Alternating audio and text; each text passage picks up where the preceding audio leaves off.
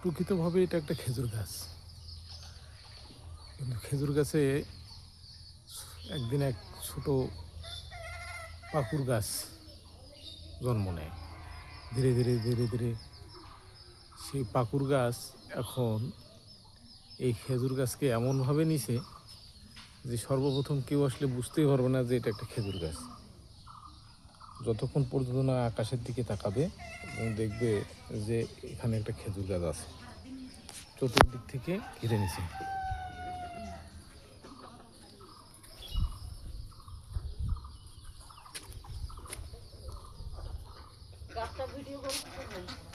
গাছটা ভিডিও করে দেখাবো মানুষকে। হ্যাঁ, খেজুরের গাছ, কিন্তু পাকুড়ের গাছ এমনভাবে জন্ম নিছে যে এখন মানুষ বুঝতেই পারবে না প্রথমে যে এটা খেজুর গাছ না পাকুর গাছ। প্রথমে মানুষ যে বলবে যে পাকুর গাছ, পরে দেখবে যে না রে আকাশে তো খেজুর গাছ আছে।